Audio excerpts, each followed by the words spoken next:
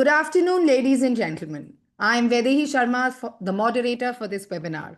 Welcome to the Bharti Airtel Limited and Bharti Hexacom Limited second quarter ended 30th September 2025 earnings webinar. Present with us today is the senior leadership team of Bharti Airtel and Bharti Hexacom Limited.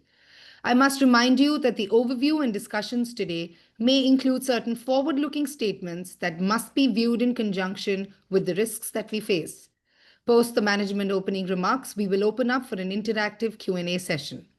Interested participants may click on Raise Hand option on your Zoom application to join the Q&A queue.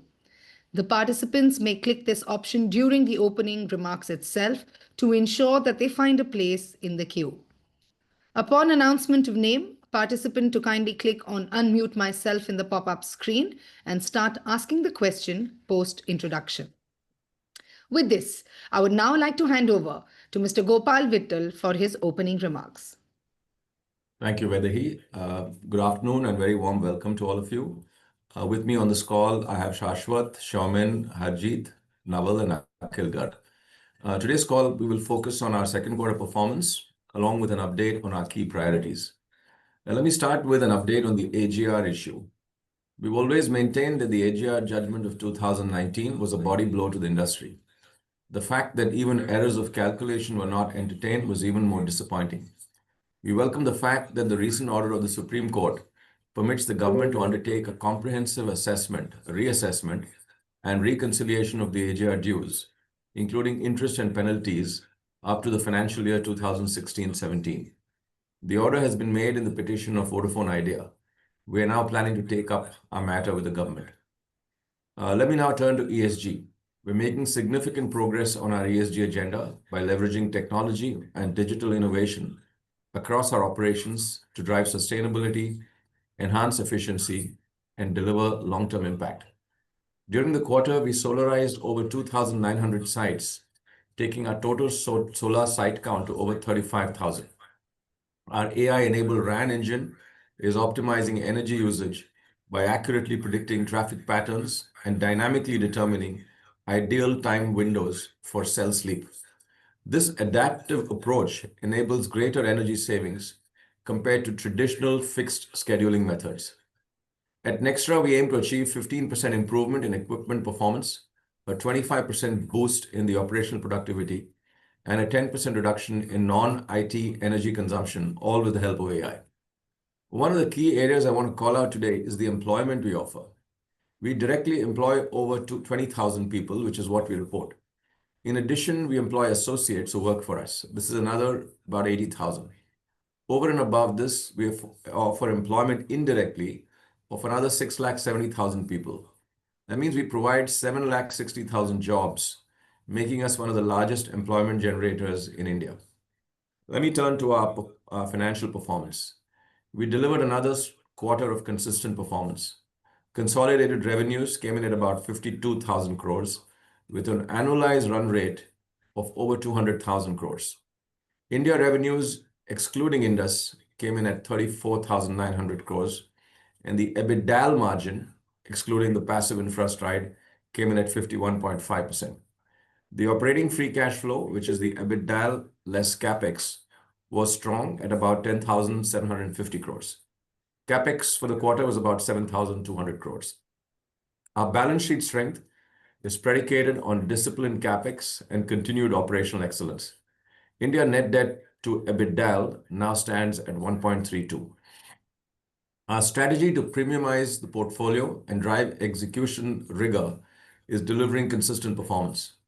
The mobile segment delivered another quarter of industry-leading revenue growth. Broadband is seeing sustained growth momentum, and our IPTV offer is gaining strong traction, driving our convergence agenda. Our network expansion continues as planned, with about 2,480 network sites and over 10,000 kilometers of fiber rollout during the quarter. Over the last few years, we have stepped up our fiber deployment. Our domestic fiber network now spans over 500,000 kilometers and is growing at a fast pace. We continue to expand fiber home passes for our broadband segment, along with FWA rollout to over 3,000 cities. Let me share a quick update on each of our segments. In the mobile business, we added 1.4 million revenue-earning customers to our customer base and 5.1 million smartphone data users. Postpaid net adds were about 1 million, accounting for 68% of total net adds. ARPU at 256 had the benefit of one extra day in the quarter and continued mix improvement. Our simplified international roaming plans and significant convenience to customers are yielding strong outcomes. As a result, in the last 2 years, we've seen over a 30% increase in international outroamers on our network. I do want to underscore that feature phone to smartphone upgrades, prepaid to postpaid upgrades, data monetization, and international roaming remain key drivers of our ARPU growth in the absence of any tariff repair. Our 5G expansion is going as planned. We ended the quarter with 167 million 5G users. 5G shipments continue to grow, while we believe that more affordable handset options at the entry level of the market will continue to accelerate our adoption. Our share in 5G shipments is seeing sustained improvement. 5G sites now handle over 40% of the total network traffic. In the broadband business, we delivered another solid quarter with net adds of 951,000. We're seeing strong traction in FWA with the customer base crossing 2.3 million. We see growth momentum as we accelerate our FTTH home pass deployment, along with FWA expansion to newer PIN codes. In the digital TV business, we lost 340,000 customers during the quarter. The industry saw the impact of pronounced seasonality, which is reflected in our performance as well. I had mentioned earlier that we had made structural changes on the set-top box subsidy at the start of the year. This is already showing in improved cash flows despite CPE investments for IPTV expansion.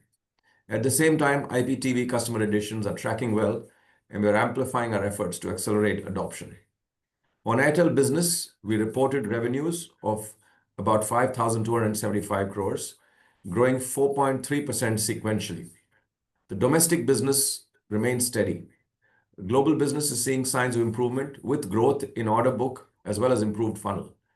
During the quarter, we signed multiple connectivity deals with marquee global customers. On adjacencies, we've secured deals in our cybersecurity and IoT business.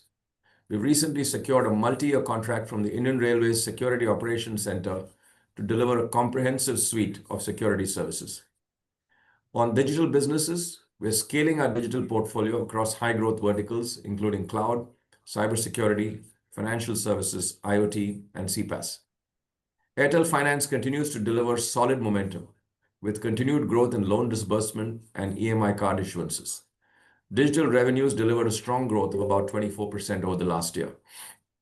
On the payments bank, our monthly transacting users crossed 100 million and now stands at over 104 million.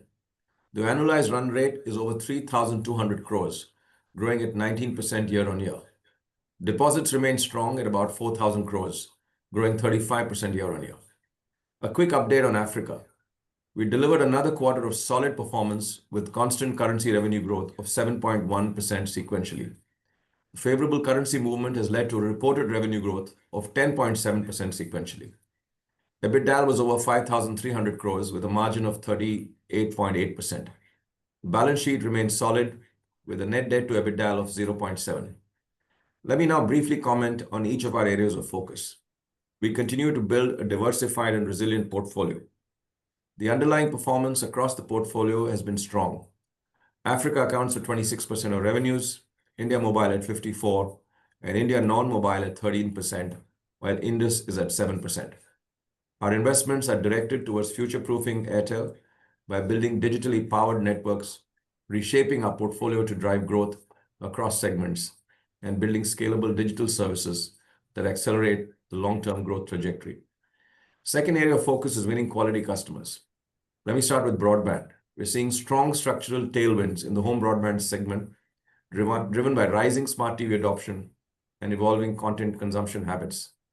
As I mentioned, we see the industry growing to about 100 million over the medium term from currently over 50 million connected homes. We're investing at an accelerated pace to capitalize on this opportunity. The three areas of focus: a deeper network coverage and market expansion. Here, we've stepped up our home pass to reach 2.5 million homes per quarter run rate. In addition, we are complementing fiber with FWA, where we don't have fiber just yet. Second area of focus is to deliver enhanced value to our customers and drive convergence.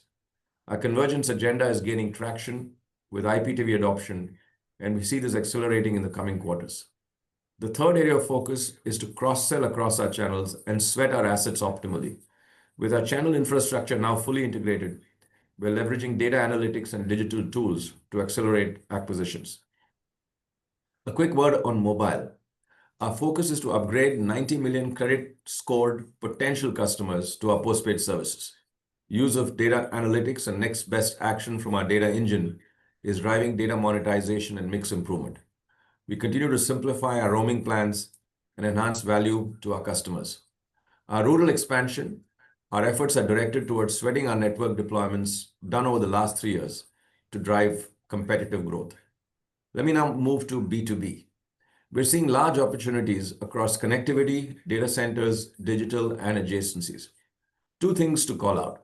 First, we're building gold standard high capacity and low latency fiber network, submarine cables, as well as OPGW infrastructure. This is a major area of focus, and it will help in accelerating our core connectivity segment within our B2B business. Second is the data center infrastructure, which is another area of focus. You've already heard of our large-scale investments planned on the AI data hub with Google. This goes to show our strong belief in the long-term growth opportunity for Nextra. Airtel and Google will jointly establish the purpose-built data center in Visakhapatnam. The partnership with Google, coupled with the ongoing expansion in Nextra, gives us a clear visibility to get to over 1 gigawatt in the next few years. This is a fourfold increase from our operating capacity currently. Finally, we continue to scale our digital portfolio of IoT, cloud, security, and SD-WAN. Our Airtel Cloud is getting encouraging response from our customers. We have over 70 ongoing conversations with large customers and already signed on deals across BFSI as well as manufacturing. We believe this can be a big growth driver for the company. There are 3 areas of focus here. One is to build out a suite of features that make us competitive with the best public cloud players. Second, to build out a world-class delivery and assurance model from Pune. And third is to raise the account management and product sales capability within the company. In addition, we've embellished cloud through partnership with various players, including IBM, to address the unique needs of several industries that require migration from IBM power systems. The third pillar of our strategy is the obsession to deliver a brilliant customer experience. Delivering this remains at the heart of everything we do. Our digital experience layer is underpinned by a converged data engine. This is a full stack software as a service-based platform that powers all our capabilities. This engine is the secret behind our consistent performance. We've already extended this to Airtel Africa, and it's already live there. We're in talks with over 40 customers globally. In addition, we've converted this engine into a PaaS service, which is platform as a service on Airtel Cloud to differentiate our cloud platform. And this is also getting traction from some of our domestic customers as we have conversations on the cloud. Our obsession to deliver the best experience remains, and we are glad that this was validated yet again by OpenSignal. Airtel won all 5 of the 5 awards in FWA and 4 of the 5 awards in FTTH. We're now in the process of transitioning our 5G networks towards 5G Advanced by introducing dual NSA plus SA mode and migrating our FWA users on the same. Today, our FWA customers across 13 circles are already experiencing our dual mode 5G network with SA. For the mobile network, pilots are underway for the 5G dual mode in a couple of circles, and we plan to make it commercial in the coming months as the traffic on our 5G network grows. This is a point that I had made to you a few years ago, and we're well aligned with making this happen. The fourth pillar of our strategy is to build and leverage our digital capabilities. Our AI-powered anti-spam solution continues to deliver significant relief to our customers. We've identified over 57 billion spam calls and 4.2 lakh fraudulent links. All of this has been enabled by AI. In fact, the power of our solution has been endorsed by the Home Ministry. The Indian Cyber Crime Coordination Center, where the Ministry of Home Affairs has now confirmed that there has been a staggering 69% decrease in the value of financial losses on the Airtel network. What we are now doing is putting AI at the very heart of our business and using it to strengthen our digital platforms, which are running at scale. We're in the process of testing these capabilities to help add competitiveness to our business. Our business objective for this is one of three: drive share of wallet by improving persuasion using a very, very specific customer context. Second, lower costs of doing business by improving productivity. And third, to differentiate Airtel by solving real customer problems. All of the new initiatives we've driven, whether it's cloud, is digital platforms, Airtel Finance, or anti-spam, meet this differentiation objective. One other comment is to make is on the democratization of AI. For us, this has also been a mission. The remarkable partnership we struck with Perplexity to democratize AI to all Airtel customers is just one example here. The fifth and last pillar of our strategy is war on waste. We continue to identify areas to drive efficiencies in our cost structure, powered by our extensive use of technology. For example, we've deployed AI ML-powered RAN energy saving tool that has enhanced our energy efficiency by optimizing the RAN operational cost. We believe there's still opportunity to strip out waste from our operations through a combination of using digital tools, extreme de-averaging, and very tightly run operations. To sum up, overall, we've delivered yet another quarter of steady performance, reinforcing the strength of our diversified portfolio, as well as disciplined execution. We're seeing strong growth opportunities in postpaid, in broadband, in convergence, and B2B. We're investing across our businesses to future-proof Airtel and capitalize on the growth opportunities. All of this is done by keeping digital at the heart of everything we do. Our solid balance sheet is a function of our disciplined capital allocation, continued deleveraging, and sustained operational excellence. This provides us with the capacity to invest in emerging growth opportunities. With this, let me hand back to Vaidehi. Thank you so much, Gopal. We will now begin the Bharti Airtel Q&A interactive session for all the participants. Please note that the Q&A session will be restricted to analyst and investor community only. Due to time constraints, we would request if you could limit the questions to 2 per participants to enable more participation. Interested participants may click on Raise Hand option on your Zoom application to join the Q&A queue. Upon announcement of name, participants to kindly click on Unmute Myself in the pop-up screen and start asking the question post-introduction. Participants are requested to limit their questions to Bharti Airtel till 2 p.m.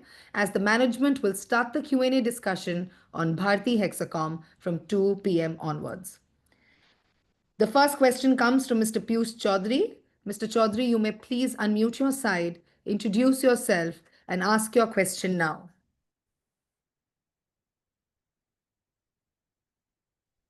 Hi, good afternoon. This is Piyush from HSBC. Congrats on great set of numbers. 2 questions. Firstly, on your partnership with Google in Visakhapatnam, can you advise on the scale of investments which will be made by Airtel over the next 5 years? Is your role kind of limited to building cable landing station and provide intra-intercity fiber, or does it also include build out of the data center, because you alluded your capacity will expand 4x? So that's the first question. Secondly, can you update us on the progress of Xtelify, Airtel Cloud and software solution? Has there been any key client wins or contracts signed during the quarter? Thank you.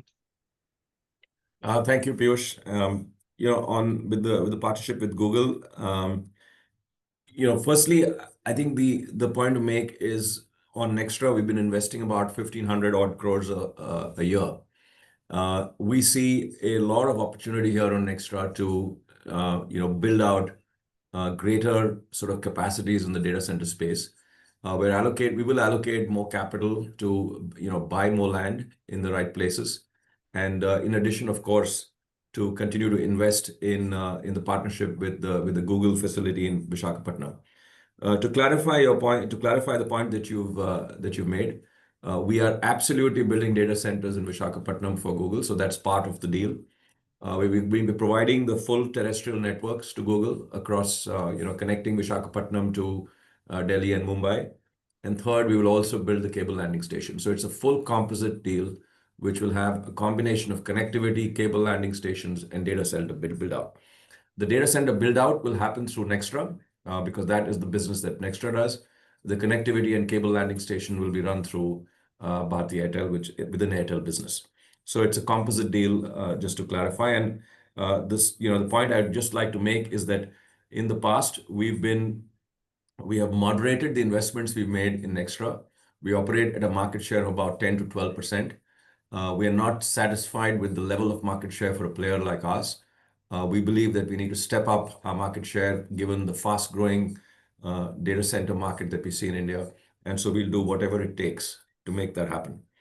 On Extelify, I think the cloud uh, uh, conversations are really going well. We've opened up conversations with 70 odd customers. This is a decision-making process that takes time, but I can tell you that every single one of those conversations is met with a lot of interest. We've already signed on about 6 deals across manufacturing and distribution, as well as BFSI. And we're in the process of signing on several more. A lot of this will now depend on actually moving workloads to Airtel Cloud and building the confidence and then seeing how we can scale this. Because once you have an inroad into workloads for a customer, over time, more and more workloads move. So that's something that we will do. We're also in conversation with several public sector units to see what we can do to provide the cloud. I think one of the advantages that the Airtel Cloud offers is sovereignty in its true sense of the word. The control plane resides in India. The operational control resides in India. And the jurisdiction that we are subjected to, which is the laws that that Airtel Cloud is subject to, are based on Indian laws. So all of this actually adds to the benefit of what is really truly sovereign. Just to clarify on the Google deal, um, so is there a co-investment or this entire DC build out of 1 gigawatt will be done through Nextra? I think that you would have seen the press release. I think there is, we are doing a part of the build out. There is also another partner who's doing another part of the build out. So it's a combination of two partners because Google is actually using two partners in India to build out this facility. Got it, Gopal. So any like color on the like overall investment over 5 years in towards this? Piyush, I think we're still trying to work this out. But I would say that, we will step up from where we are today, and we will do whatever this business needs to make sure that it really, builds competitiveness. Great. Thank you, Gopal. The next question comes from Mr. Kunal Vora. Mr. Vora, you may please unmute your side, introduce yourself, and ask your question now. Yeah, hi, thanks for the opportunity. On the Supreme Court AGR judgment, how do you see the applicability for Airtel? It seems the order is applicable to Vodafone Idea. Do you need to approach the court, or you can work directly with the government? And do you Yeah, think the interest penalty, computation errors, all of that are up for review? Sorry, yeah, that's the first question. No, I think, thank you for the question. As I mentioned in my opener, I think we have firstly, we've always said that the AGR judgment, which, we sought reviews on around calculation errors was something that, having lost, it was a disappointment for us. So in that sense, we are pleased that this has been allowed for a reconciliation by the court. We are now going to be taking it one step at a time. So first, we're going to reach out to the government, and that is something that the company will do over the course of the coming days. Then we'll take it from there. Okay. Second is on home broadband. You've seen like strong growth, but Jio has done better. I see that there's a big spike in capex in home broadband this quarter. Are you doing anything differently now? And how should we look at home broadband capex? Also, you mentioned 100 million is the potential market. How do you look at your share in that market? And also you've seen 2.3 million customers in FWA. Are you facing any capacity issues? Are you looking at UBR? Yeah, that's the second question. I think on home broadband, I think we are clearly seeing a consistent step up in our performance on home broadband.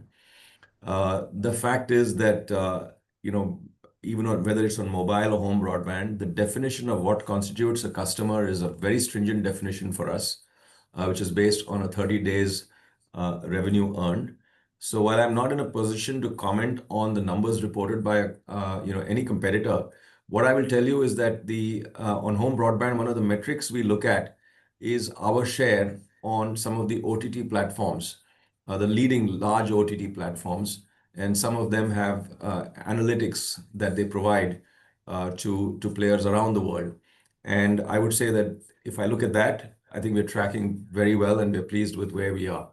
That doesn't mean that we need to, we can't step up home broadband further, because I think where we are is that we are feeling that actually there's further opportunity to improve our operational tightness in order to drive further growth of home broadband. At this point, we're not seeing any capacity issues on FWA.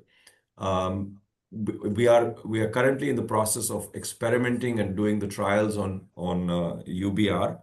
But the challenge on UBR, as I mentioned in previous quarters, is the interference in dense locations, because it uses the same Wi-Fi band that is used at homes. And you would see sometimes in your own home where you have browsing problems.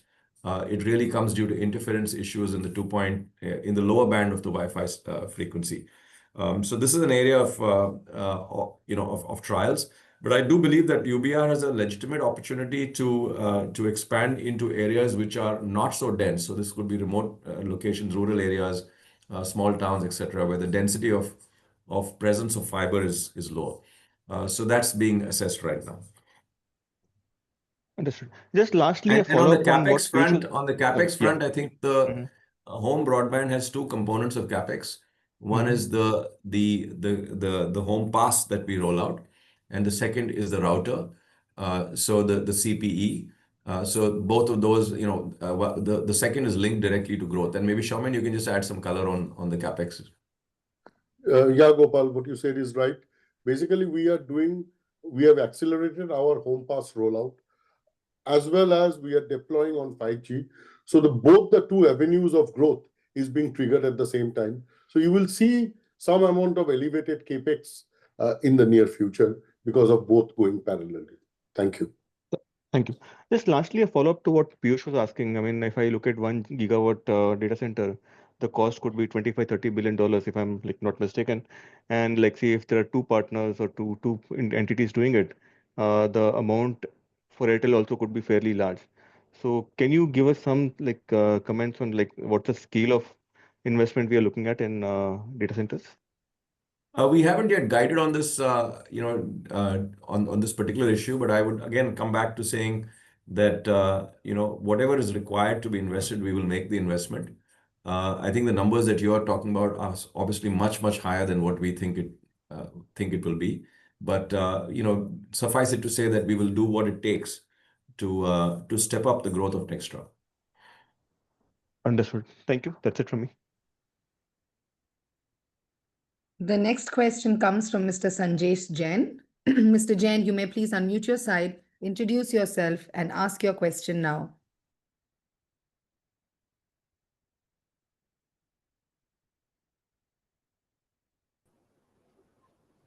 Hi, Gopal. Hi, Hi. Sanjesh. Yeah, hi. Couple of questions from my side, Gopal. First, on you said there is a standalone and non-standalone doability that which we are doing on the network to ramp up the FWA. Can you provide more detail on that? How many circles? How does the technology work? Does it gives us the capability to do spectrum splittling, the one which standalone enables? How should we see this transition, and does it indicate that we need to go to a standalone 5G before, or are we postponing or preponing that transition now? You had a second question, Sanjesh? Yeah, one on the capital allocation side. We have announced to raise the equity stake in Indus Towers by 5%. Just wanted to understand the rationale. We understood till 50% we wanted to have a controlling stake. Just from a capital allocation perspective, just wanted to understand what's the rationale behind increasing the stake, and how does it changes the position for Airtel in terms of Indus? Yeah. So Sanjesh, I think just to explain, the standalone.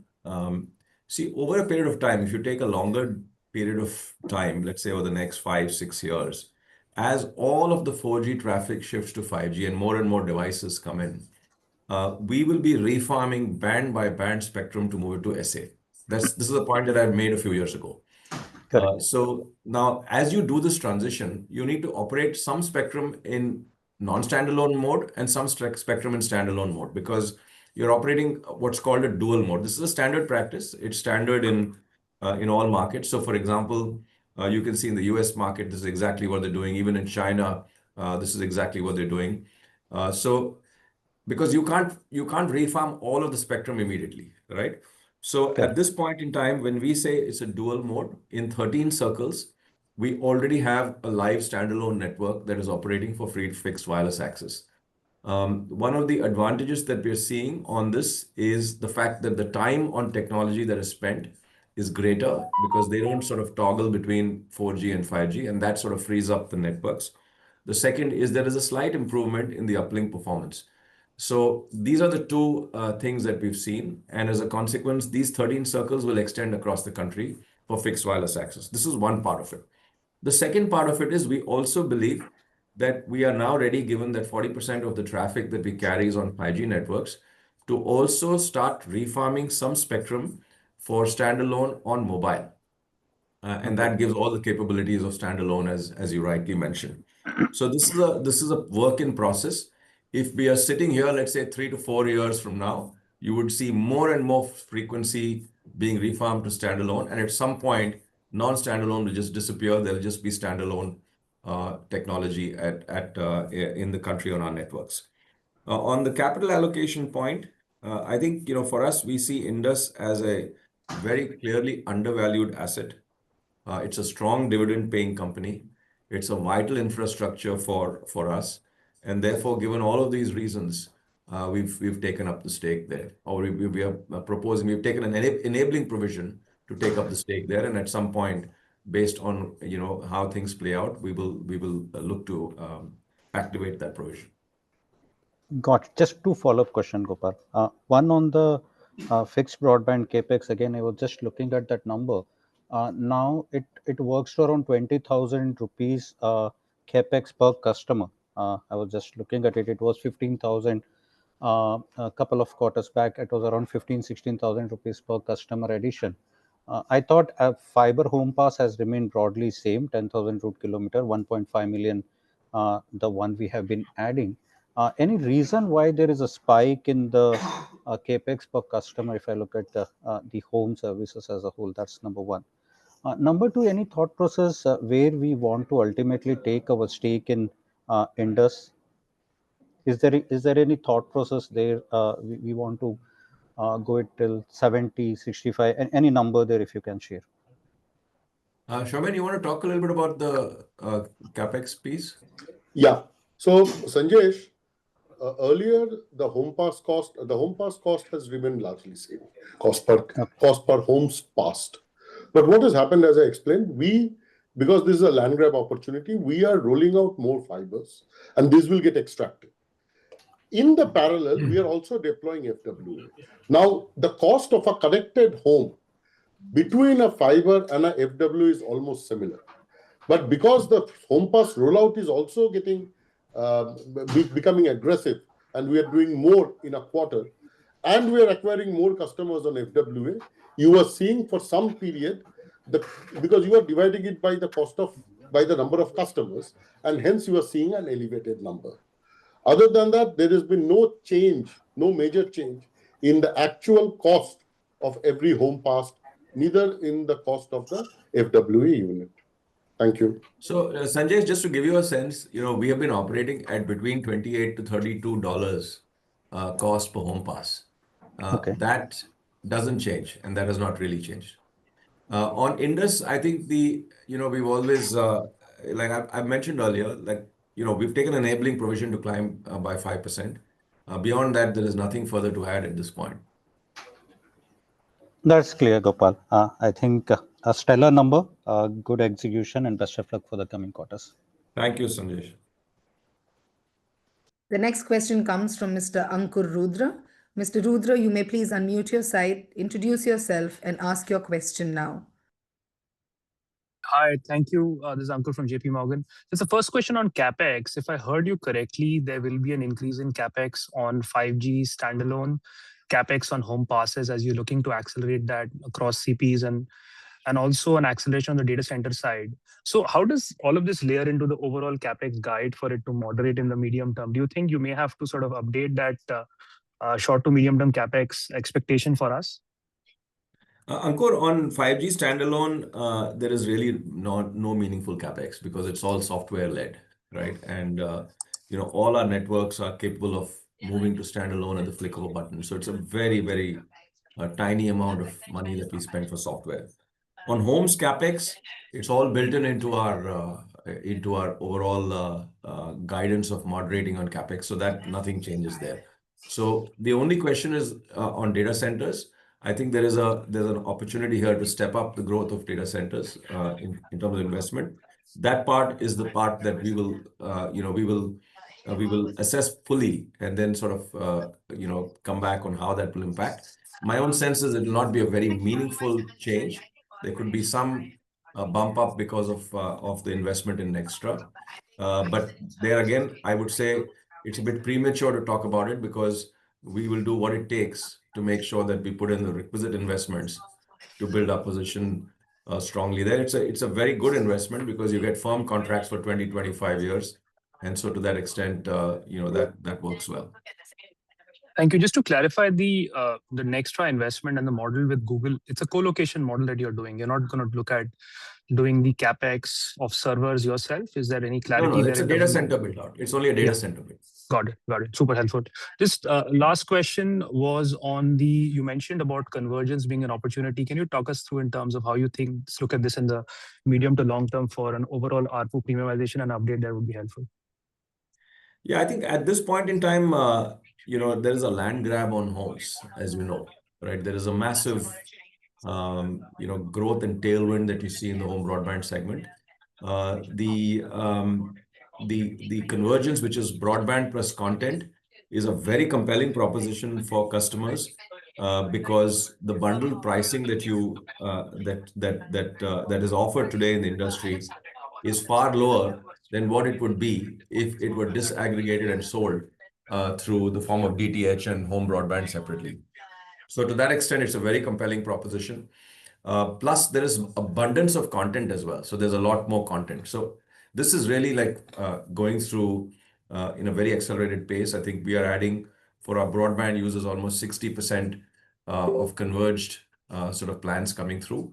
At some stage, once the land grab phase is over, will tariffs have some correction or see some repair in this segment given the value that we offer? The answer to that could be yes. But I think today it's a bit early to comment on that. And just to maybe a quick follow-up there, in terms of land grab phase, and you spoke about the 100 million homes opportunity, how long, I know at the moment you're adding about 1 million homes per quarter, your competitor is adding a bit more than that. How long do you think this opportunity lasts in terms of for us to get to around 100 million? Broadly, it could be 3-4 years, longer than that. Yeah, my own sense is, we are today, I think in the next 5 to 6 years, I think we should probably get to it as an industry. Appreciate it. Thank you, Investor.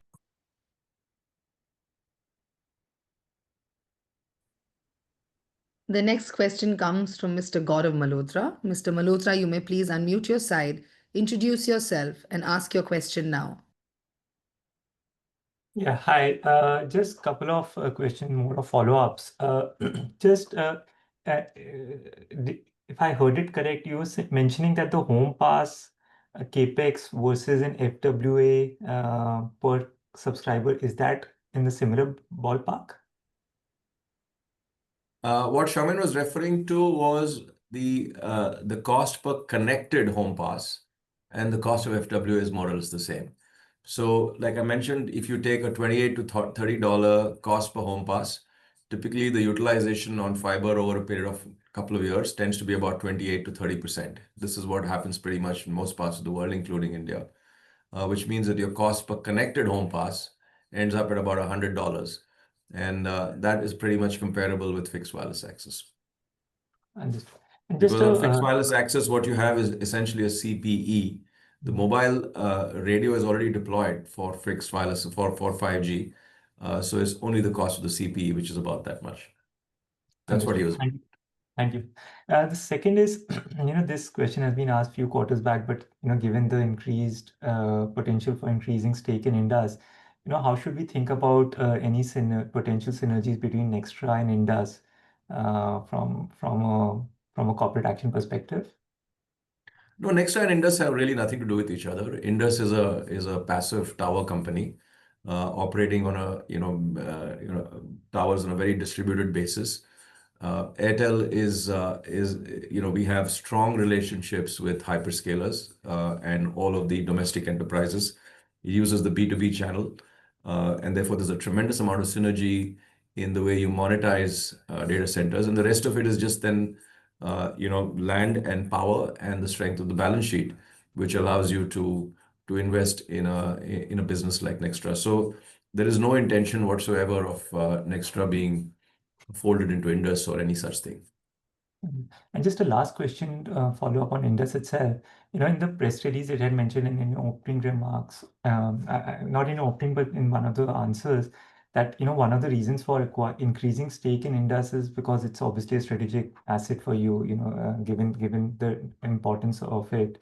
But it's already getting consolidated. So just wanted to get a better sense as to that 51 going to 56 and then going ahead. How is it sort of going to change that kind of a situation for you? So as I mentioned, I think we obviously we see it as a strategic asset, but we also see it as a highly undervalued asset. The fact is that it is undervalued. I mean, multiples of tower companies around the world tend to be much higher than what they are in Indus. So we see it as an undervalued asset. We see it as a strong dividend-paying asset. And we think that this makes a lot of sense to allocate some capital to take it up by 5%. Now, beyond that, whether we will or not is a speculative question, because that we haven't come to that bridge. Thank you so much. The next question comes from Mr. Anshuman Atri. Mr. Atri, you may please unmute yourself, introduce yourself, and ask your question now. Yeah, hi. Thank you for the opportunity and congratulations on strong performance. So my question is more longer term. That say right now we are focusing on premiumization strategy, but do you think say 5 years, 7 years down the line, we are letting our peer to grow at a faster pace in terms of subscribers who may not be premium right now, but they may become a premium in next 4 to 5 years? And how do you get them back to your network? I think for us, Anshuman, it's a balanced approach.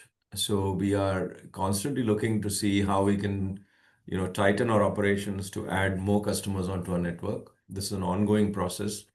What we don't like is to, waste a lot of money in acquiring customers who are just looking for a deal and move around between networks every 2 to 3 months, because that is what refers to as the quality of acquisition. So the quality of acquisition is a big area of focus. I must say it's deteriorated in the last few quarters because there's just a tremendous amount of commissions and sales commissions thrown in.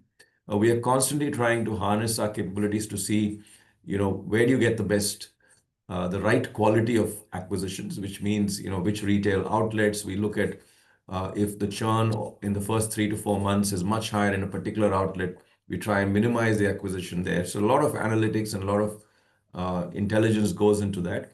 But once we've acquired a customer, for us, the second obsession kicks in, which is what we call tenured churn, which means customers who stayed on our network for more than 4 months. How do we crash that churn? And that comes down to the experience we deliver, that comes down to faults on our network or faults in other areas which are outside of the network. And here there is a constant focus to improve where we are. On the tenure churn, I think we've done a good job. We need to do better as not just as Airtel, but certainly as an industry on the quality of acquisition, which is the bane of the industry because of the amount of spends that happen. We think that at a 365 million user base, this is a very wide user base that presents tremendous opportunities for continued premiumization. Now, that means that, will this user base grow? Absolutely, it will continue to grow. And that's been our focus as well. Sure. Just a follow-up.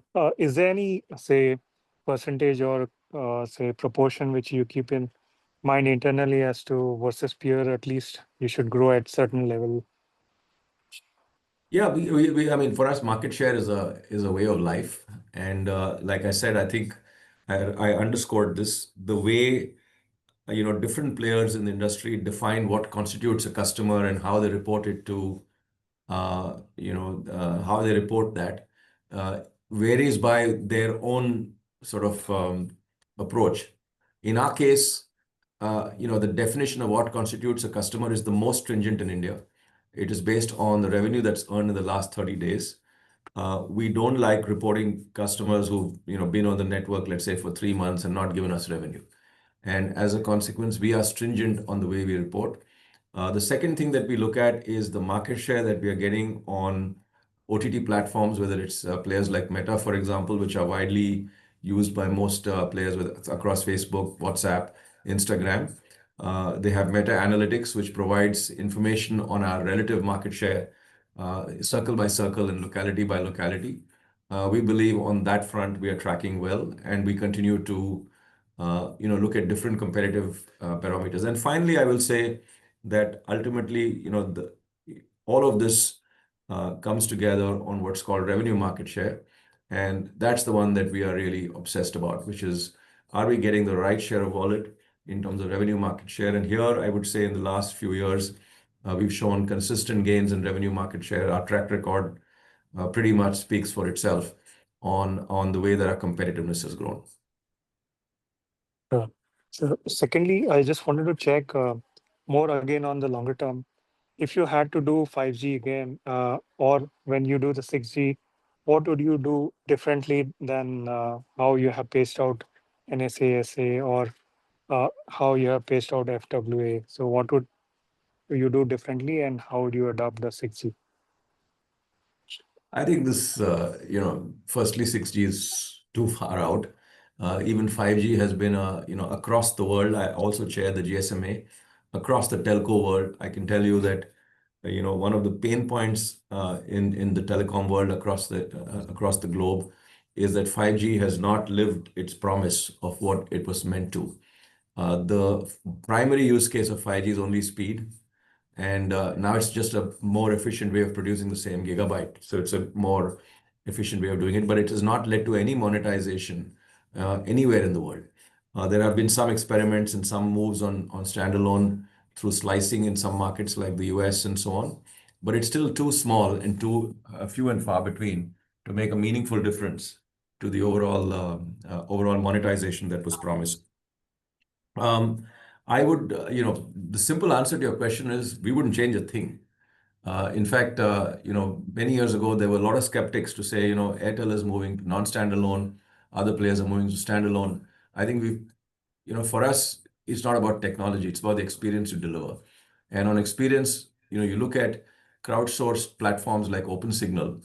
In every single quarter since the launch of 5G, we've pretty much won all of the awards. And that's the proof of the pudding, right? So for us, chasing technology for the sake of technology is not our obsession. Chasing experience and using technology to deliver the right customer experience is the obsession. Thank you. Thank you, Gopal. The next question comes from Mr. Sumangal Nevatia. Mr. Nevatia, you may please unmute your side, introduce yourself, and ask your question now. Yeah, good afternoon, everyone. Sumangal from Kotak Securities here. First question, quick one on homes. So our view of 100 million homes in the medium term, I wanted to understand what, as per us, is a acceptable market share here. And till that time, over the next few years, do we expect us to remain in land grab mode and high capex mode? Sumangal, firstly, I must tell you that the capex on homes is very small relative to the overall, because remember the capex is, is a router. The router is also loaded on the capex, which is really, connecting a home.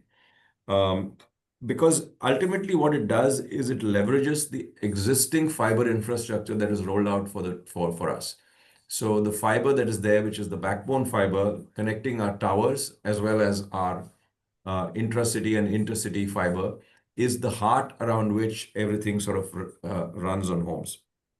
Our market share aspirations, I don't want to set a target, but I will simply say that we are not happy where we are. The market is consolidating, and we think that, our ambition would be over the next 3 to 4 years to really step up our performance overall on home broadband so that we get a significant share of those incremental net adds. I think we've tracked well. So consistently over the last 6, 7 quarters, we have been growing the business on homes, and we've been growing competitively, but there's still a lot more to be done. That's useful. Second question, Gopal, you mentioned in the opener that cross-selling is an important area of focus. So today, even in India, wireless is still 70% plus. So just want to understand, where do we see the non-wireless share moving over the next few years? And can you, for the benefit, elaborate a bit more on what are the cross-sell opportunities which we are eyeing on? Yeah, I think we have relationships with 365 million wireless customers, and you think of that as top of the funnel, right? Within this, as I mentioned, there are about 90 million to 100 million customers who are credit approved. These are prime for postpaid. These are prime for home broadband. These are obviously the best quality customers across the country, just in terms of their capacity to buy a full range of services. I think this part we've harnessed. The second is that, we've got the converged data engine, which is our software platform, homegrown, purpose-built software platform, which allows us to really provide a customer an offer on a very, very contextual and immediate basis. This has been the reason why the lending that we've done through Airtel Finance is now got to close to 450 crores, which is a substantial increase over what it was. So the place that we need to do a better job on cross-sell, which is really the focus for the company right now, is how do you light up every single channel? So whether it is the store, whether it is the retail outlet, the 800, 900,000 outlets we cover, whether it's the call centers, or whether it's indeed our digital assets. In every single place, how do you light that up? I think we've done a good job on our digital assets. We're beginning to do something on the stores. There's a lot more that we need to do in other areas. And we think that, if we can harness this well and do it well, then this can become a serious moat for Airtel, because we are seeing the capacity that we have to provide upgradation within mobile. The reason we get higher ARPUs is because of this, this whole persuasion and cross-sell that you refer to. The reason we are able to drive more and more postpaid continuously or consistently is again because of that. But across the range of businesses in the full portfolio that we have, this is one of our major areas of focus, which is really how do you drive cross-sell? We call it how do you improve persuasion? This is really how it is defined within the company, and it's a big mission for us. Got it. Thank you and all the best. The next question comes from Mr. Vibhor Singhal. Mr. Singhal, you may please unmute yourself, introduce yourself, and ask your question now. Yeah, hi. This is Vibhor here from Nuvama. Thanks for taking my question. Gopal, my question was again on the basically the data center business. Now we've seen a lot of announcements by a lot of players in the Indian markets on the data center setup. Recently, we had TCS announce a 1 gigawatt capacity that they're looking to build up over the next 5, 6 years. Now, from the vantage point that you are there, Do you see most of these investments kind of fructifying over the next 5, 6 years? Do you see there is still a huge demand supply mismatch? Or could this possibly be a case of some sort of a overhype in the beginning to begin with, and many of these investments might or might not see the end of the day? And also a related question would be that as a company, would we be okay? I mean, are we looking at both sides of the pie? We are okay with, let's say, data center buildup, as in the case of Isaac partnership, or the cable landing station, or either of the two. Are we okay with any of the pie coming to our piece, or is there a clear preference of a data center buildup in our extra business? So, Vibhor, I think, yes, there have been a lot of announcements. I think the announcements typically are, made in the form of intentions. What I can tell you is that, 50-60% of the demand is really happening around Mumbai for the traditional data centers. When it comes to AI, I think, there is likely to be growth outside of Mumbai. Visakhapatnam is the first one where Google has decided to build out, because Visakhapatnam is also very well located, since it's also on the at the coast. Sure. And as a consequence, cables will come into Visakhapatnam and sort of connect up the rest of the world. And Google made that announcement. Our business is actually, firstly, Nextra will do only data center build, and that is what we will focus on. When it comes to cable landing stations and terrestrial connectivity, which is where we will get, pretty much, we will be the preferential partner for Google. That will come in as part of Airtel business. So Nextra is the data center side, cable landing station, and terrestrial connectivity, OPGWs, and all of that is really within Airtel. Got it. That's really helpful. Just one last bit of question in terms of if I look at our India mobile business, we've now crossed 250 rupees ARPU. Earlier, you had mentioned that 300 rupees was what you were looking as a target for the, let's say, a medium term. I mean, another tariff hike maybe in the next few quarters, and we would be in touching distance with that. How do you see the industry playing out post that? Let's say over the next 3 to 4 quarters, we reach the number wherever we do. Post that, do you see more of consolidation happening in the industry? Do you still see room beyond that number for the basically ARPUs to go up? Would that just be driven by premiumization, or there could still be more room for tariff hikes post that? I think that there are two things I would say. One is that I made this point several times in the past. I think whether you look at average revenue per user or rate per gigabyte, India is the lowest on both those axes across the world. So I think there is certainly room for more tariff repair. But I also think that the price architecture, if it changes, which is again a point I've made in the past, to a more sensible ladder of pricing from small, medium, large to extra large, you will see a natural tailwind on ARPU, because the people who can afford to pay will then pay a lot more, and people who can't afford to pay will not need to pay enough. I think the problem in our pricing architecture in India is, as I've mentioned before, it's a one-size-fits-all pricing, where you don't have as much avenue for upgradation through the growing affluence that you are likely to see over coming years. And I hope that will change. That my hope is that will change, because that will be an easy one to then really consistently see upgradation. Got it. Great. Thanks for taking my questions, and wish you all the best. Thank you, everyone. I would now like to remind the participants to stay connected on the call for the next session on Bharti Hexacom. I would now like to invite Gopal for his closing remarks for Bharti Airtel.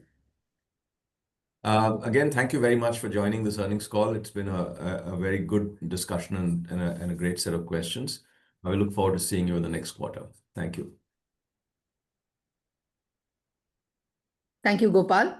With this, I would now like to hand over the call to Mr. Soumen Ray for his opening remarks on Bharti Hexacom performance. Thank you, Vaidehi. We delivered another consistent quarter with a revenue of 2,317 crore, growing about 2.4% sequentially. EBITDA for the quarter came in at about 1,098 crore, with a margin of about 47.5%. Our revenue earning customer base stood at 28 million, which saw a very, very marginal dip sequentially. Smartphone customer additions came at about 193,000. I want to call out that the customer addition was impacted by a pronounced seasonality. It was a one-off phenomenon. We have started Q3 on a relatively positive note. ARPU for the quarter was at 251, benefiting by 1 day additional in the quarter. The continued improvement in underlying portfolio mix helped that. Homes business is seeing sustained momentum with strong net adds, which is expected to continue. Our net customer addition was 60,000 in Q2, which was the highest ever in any quarter. Operating free cash generation, which is EBITDA minus capex, was a strong 730 crores. Our balance sheet is robust with a net debt excluding leases of about 2,814 crores and a net debt excluding FLO versus EBITDA at about 0.6%. With that, I'll hand it over to Vaidehi for the Q&A. Thank you. Thank you so much, Soumen. We will now begin the Q&A interactive session. Due to time constraint, we would request if you could limit the questions to 2 per participants to enable more participation. Interested participants may click on raise hand option on your Zoom application to join the Q&A queue. With this, the first question comes from Mr. Sanjesh Jain. Mr. Jain, you may please unmute yourself, introduce yourself and ask your question now. Yeah, hi, Soumen. Good afternoon. Couple of questions from my side. First, on the revenue growth, sequentially, mobile revenue growth for us was around 2.1%, while Airtel did mobility of 2.6%. We thought, considering the under penetration in Rajasthan and the Northeast circle, the anticipation was that we will grow slightly faster than Airtel. Is there anything in terms of seasonality or something which is changing and making this sequential number not so comparable with the Airtel? There are 2 different geographies. There are times when it is a little higher, but there are times when it is a little lower. As I mentioned in my opener, Sanjesh, seasonality was pronounced, which led to a marginal drop in customer base, which had a headwind. But other than that, there is no major difference. If you see, ARPU growths are also similar. So overall, nothing major. It is just that because of an aberration in seasonality, which we hope will get corrected in Q3. Soumen, what is seasonality are we really talking about here? Well, seasonality, there is a migratory population, and the 2 places where we have our operations are not extremely urbanized. So what happens is there are people who go there and come back to their place of work, which leads to a little bit of seasonality. And however much it might seem awkward, Rajasthan had a very high share of rains and a bit of dislocation of public services as well. So between the 2, we had an impact. And as I mentioned, Q3, we seem to be charting well, basis how we have started. Clear. Just one more question on the SG&A cost, which has declined QOQ YOY. What's really driving that efficiency or a one-off? How to read that? Well, SG&A, there is a bit of a one-off which has come and hit it. You can take an average of the last trailing 2 quarters and you will get a fair number. That's pretty clear. Thanks, Soumen, for all those answers, and best of luck for the coming quarters. Thanks a lot, Sanjesh. Requesting all the participants that would like to ask a question to kindly raise your hand and join the Q&A queue. With this, the next question comes from Mr. Shubham Gupta. Mr. Gupta, you may please unmute yourself, introduce yourself, and ask your question now. Yeah, hi, sorry, this is Vivekanand from Ambit. My 2 questions. The first one is on the capex trajectory. Now, I understand that there was some deferment of capex from 1Q, which spilled over into the second quarter, which meant that on a year-on-year basis, capex trends are perhaps now better observable one if one looks at the 1H numbers. If you can update us on the guidance for the capex for FY26 and 27 using FY25 as a reference point, that'll be great. That's question one. And the second question is on the homes business. Now, Gopal spoke about the land grab that is applicable in Airtel when it comes to the homes business, and that being perhaps dilutive from a pricing standpoint. Uh, are there any divergent trends in the circles of your operation? And if you can update us on the revenue opportunity as far as contribution from homes and offices is concerned, say over 3 to 5 years, where could this get to? Thank you. Thanks. The capex trend, like we have mentioned, directionally it should moderate over time. I'm not taking a time limit of FY26 or 27 or whatever.